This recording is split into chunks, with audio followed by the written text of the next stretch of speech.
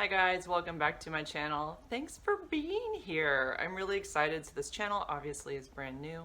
I started with 6 subscribers the first day and now I'm up to 180, and I gotta tell you, I am so excited. I had no idea how many people would come over from my other channel and follow. It's really something that I've wanted to do for a while, so it's really motivating and I'm really excited about moving forward with this channel. I hope you guys like what I put out. So today's story is one that I remember from my past that happened here in California where I live. And it was something that happened when I was around 7 or 8. It was brought more to my attention as a teenager, and I'll get into that with the story. You'll understand why I knew more about it as a teenager. So this story is about Mary Vincent. She was a 15-year-old from Las Vegas, Nevada, who had recently run away from home. She was upset about her parents' divorce. She had some friends that lived in the Bay Area, which is basically 20 miles from where I grew up, and she had been there a while. I guess she'd broken up with a boyfriend. She just wanted to get back home to Las Vegas, and so she was in Berkeley. So for those that don't know, Berkeley is just across the bay from San Francisco. So she was in Berkeley and she was hitchhiking, just trying to hitch a ride back home to Las Vegas. It's a long way to go.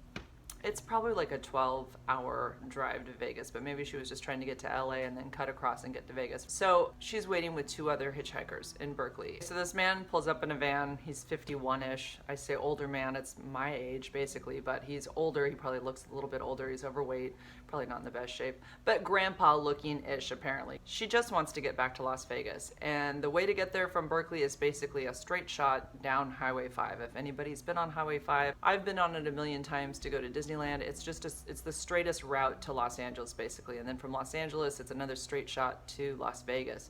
So he said that he could take 1 passenger. There was 3 of them there. She was by herself. These other 2 took a look at the van, and I guess they felt that something was up because obviously there was room for 3, but he said he only had room for 1. So Mary decides to go. So she hops in, and this is going to be a long drive, and she was already tired apparently. So she falls asleep, and when she wakes up, she realizes that they are not on their way to Los Angeles, that they're in a town called Patterson, which is near Modesto, and they've taken a wrong turn. And she's aware of it right away, because when you're on Highway 5, you know you're just going straight forever. So it was clear to her that they were going the wrong way. So she says to him, hey, we're not going the right way. And he says, oh, well, honest mistake. You know, people make mistakes all the time. So he pulls over because he needs to relieve himself. And she realizes at that moment that her shoelace is untied. And she's thinking, well, if I want to make a quick escape, if I need to, because something felt wrong, obviously I need to tie my shoelace. So she gets out of the car to tie her shoelace. And as she bends over, she's struck over the head with a sledgehammer. She wakes up in his van tied up. And Larry Singleton proceeds to rape her all night long. In the morning, and I can only imagine what this poor girl is going through. 15 years old, being raped by this disgusting old man in this van in the middle of nowhere. You're tied up, you're probably feeling like you're gonna be killed. I mean, how could you not think that? And so what does she do? Of course, she just begs him, I will not tell a soul, please let me go. She's begging him over and over again.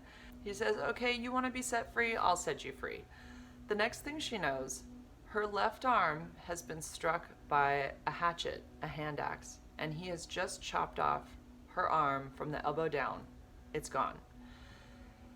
I can't even imagine how that would feel to have somebody hit your body with an axe so hard that it would actually take your entire arm off. I mean, an arm is thick. Like how hard you would have to hit that to make that go all the way through in one shot. So he chopped her arm off from the elbow down, left arm. And in her shock and surprise of what had just happened, she's grabbing at him with her right arm. So she's grabbing his left arm. I'm sure just freaking out, right? Her arm's bleeding. The other part of her arm is on the ground. I'm sure you just can't even like conceptualize what has just happened to you. And I know for those that know my story and know that I was shot in a bank robbery, I know that moment. Like, it's just such a like surreal. You're not really comprehending what is happening to you in that moment. And so she grabs him with her right arm. She grabs his left arm, and the next thing she knows, she's falling backwards. And it's because he has now taken the hatchet and chopped off her right arm. And so she's looking at him and sees that he's flicking his arm because her hand is still holding on to his arm. So he's trying to get her arm off his arm. So gross. Still, the whole visual. So she's losing blood and she passes out. And so his reaction is to take her body and he throws it over a railing into a culvert, which is basically a waterway that flows, under a freeway passing. And she drops 30 feet. 30 feet. I mean, my second story here is probably 10, 12 feet? I can't even imagine. 30 feet. I don't know how that didn't kill her, but and no arms to even brace herself. She was passed out. So she breaks 4 ribs in the process. She's feeling really tired from all of this and just wants to go to sleep. I'm sure that was her body just saying, it's time to die. And there was something in her that knew that if she did not wake up and get herself up that hill and get saved, that this guy would get away with it. And she didn't want that to happen. And so she proceeded to take her arms and pack them with mud in the ground so that she could stop the bleeding. Lord knows what kind of infection that would be causing, but you got to do what you got to do in this moment to try to stay alive. And so she packs the mud onto these stumps and she's crawling up this hill. Takes her all day. I still cannot imagine the excruciating pain of losing your limbs and also the ribs. When I was shot, that bullet that went through my chest did hit my rib, and so it was just chipped. It wasn't actually even broken all the way through, but just that chip was enough to be so uncomfortable and painful just to breathe in. I remember I had to take little shallow breaths. I couldn't take any big deep breaths for quite a while until it healed. So 4 broken ribs and you're climbing up this hillside with no hands, no arms. You're doing it basically like you're like a worm almost, because how much are you going to want to use these when they're injured and they hurt and you don't want to dig those into the ground? I mean, that's just so I can't imagine how painful that would be. So maybe she's just pushing with her legs, little bit by little bit as she's trying to get up that hill. She finally makes it to the top, and here she is. She's naked, she's bloody, she's got no arms, and she's trying to just hopefully see somebody. She walks for 3 miles before a car finally sees her. It's 2 men. They pull over and they don't stop. I'm sure what they saw terrified them, but my God, who wouldn't help this person? So the next car that comes upon her is a couple on their honeymoon who actually took a wrong turn, and they see her and they put her in the back seat and they take off, wheels screeching, and they get to the nearest payphone. They call 911 and Mary is airlifted. She has lost 50% of her blood, but she makes it. Okay, so Mary survives. It's unbelievable. She survives and she's fitted with prosthetic arms. Thankfully, she's able to give the forensic sketch artist an amazing description of Larry Singleton. And they put this on the news the same night, and within 24 hours, his neighbor sees the picture on the news and knows right away that that's her neighbor. So she calls the police. Lawrence is arrested 9 days later. He tells the police that Mary was a $10 whore and that he was passed out drunk in the van and that his friend Larry, same name, was the one who actually did it. And that there were other prostitutes in the van as well. Big party going on in the van, apparently, according to Lawrence. They obviously don't buy it. He's arrested. Mary testifies against him in court. She's still a teenager at this point. She has her prosthetic arms. And as she's exiting the courtroom, he whispers to her, "If it's the last thing I do, I'll finish the job." So chilling. It reminds me of Polyclass and when Richard Allen Davis, who this also happened in California, which was about same distance almost, about 2 hours from where I live. Both these incidents kind of happened within 2 hours of where I live. Polyclass, which happened in 1993, when Richard Allen Davis, the man who murdered her, was sentenced to death, he gave 2 fingers to the court cameras. And at his formal sentencing, he was able to make a statement, and he said, that Polly had said to him just before he killed her, "Just don't do me like my dad," implying that Mark Klass, her dad, was molesting her. Mark Klass literally almost jumped over the barrier to grab the guy, and they had to restrain him, but I mean, what do you expect? I would have done the same thing. So in March of 1979, a San Diego jury convicts Lawrence Singleton of rape, kidnapping, oral copulation, sodomy, attempted murder, and they give him the maximum sentence at the time of 14 years. Here's the sickening part. He was paroled after 8 years because there was a law that was passed very quietly. It was a work incentive law. Basically, it said that for every day worked, they worked a day off their sentence. So he'd been working in the prison, slowly shortening his sentence. He was released on April 28th, 8 years and 4 months. So as a result, everybody in the Bay Area goes nuts. There's huge public outcry about this because this guy obviously did not spend enough time in jail. If he had killed her, he probably would have spent his life in jail, but he didn't get that sentence because she survived. It doesn't add up.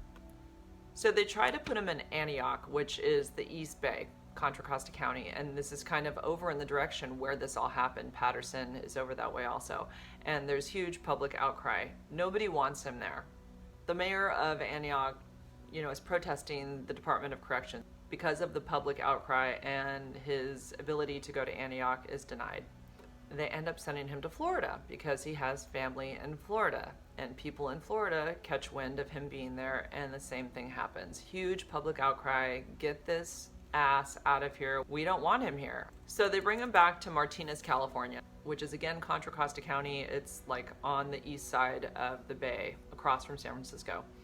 So a Superior Court judge says that a board of supervisors and 4 city council members, they win a temporary restraining order against him living there, barring him from living anywhere in Contra Costa County. Then they try San Francisco, and he's temporarily barred from there as well. Then they go to Redwood City, which is literally the town next to where I live. I grew up in San Carlos. Redwood City is right next door, and which creeps me out. This is all happening in around 1987, so I'm 17 at this time, so this is why now I'm aware of this case, because I was a teenager at the time, and it was all over the news. I mean, this guy was trying to live in different areas, and he was getting rejected from every area he went to, and it was great. And I remember that Mary was also on Oprah, so we got to see what her life had turned into and how she had gone forward. And she'd been going to school up in Spokane, Washington. I believe it was an art school, and during the whole time that he was in prison, she was doing fine. But as soon as he was paroled, of course she was freaking out. It really affected her, especially since he made that promise as she was walking out of the courtroom. So he's in a hotel in Redwood City, and apparently protesters are outside of the hotel threatening to kill him or whatever. So he's removed by the police. Then he goes to El Cerrito next. Same thing happens, public outcry, he has to leave. Richmond is next. These are all towns that are just beyond San Francisco. So Richmond, California was next. Same thing, people find out. There's a public outcry and he's out of there. The last town was Rodeo, California. I don't even know where that is, but apparently it's the East Bay. At that point, he's removed from wherever he was staying. I think it was a hotel, in a bulletproof vest from the police, and they finally just think, you know what, we're just gonna put him on a trailer at San Quentin on the property, and he can just live out his 1-year probation there. And that was issued by Governor George Deukmejian. So once his 1-year probation is up, he decides to go back to Florida to, I guess he had family there or friends or something, so he goes back to Florida. People again find out, and apparently a car dealer offers him $5,000 to leave the state. I'm sure back in 88 at this point, yeah, $5,000 was a lot of money. Don't think he took it. And even a homemade bomb was detonated near the home that he'd been staying at. Nobody was hurt. Then in 1997, a neighbor calls the police because they see Lawrence Singleton attacking a woman in his home. When they get there, Lawrence is covered with blood. He has just killed 33-year-old Roxanne Hines. She was a mother of 3. I listened to the My Favorite Murder podcast, Stay Sexy, Don't Get Murdered, And when they were talking about this particular case, they said, you know, they didn't want to preface this by saying that she was a sex worker so that people wouldn't judge her and say, oh, well, of course she put herself in danger. They prefaced it by saying that she was a mother of 3. And you don't know, maybe this mother of 3, this was like what she had to do to get by, to feed her children. Who knows what was going on in her life. Regardless, it doesn't make it okay that he murdered her. He stabbed her over 12 times in the face and chest. So during his trial, Mary Vincent goes to Tampa, Florida, and faces him once again. And she tells her entire story to the jury, hoping to God that this will help convict him forever. And I can't even imagine how hard it would be to have to face that man after what he'd done, especially after years that had gone by and she'd moved on with her life, and now she's having to look at this man again. Obviously, she's reminded constantly every day by seeing her arms of what happened to her. So she gives her story. The jury has a 1-hour deliberation, and they give him the death penalty. Unfortunately, Lawrence dies in prison of cancer, so we don't get the satisfaction of him being electrocuted. That would have been nice. During this trial against Roxanne Hines, he denies any involvement with Mary's mutilation. He said it was sad that the other woman died because now he's going to have to live with that realization for the rest of his life. Poor Lawrence. So Mary Vincent was able to do a civil suit against him. It was for $2.56 million. And unfortunately, Larry had nothing. He had $200 to his name, so she got nothing with that.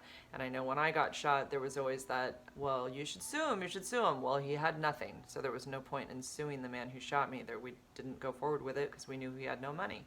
Mary Vincent later moved to Orange County. She got married, she has 2 boys, and she started the Mary Vincent Foundation for people who are victims of violent crimes. And little did I know that in 1991, I would be a victim of a violent crime. Thankfully, didn't need any assistance. I got all the assistance at that time for everything that I needed, but who knows? Maybe that foundation would have been of assistance to me if I had needed it. Okay, you guys, I hope you liked this story. Put in the comments who you'd like to hear about. If you want to see my story about my shooting, it's right here. Check it out. Hope you guys are all doing well. Until next time, I'll see you soon. Bye, guys.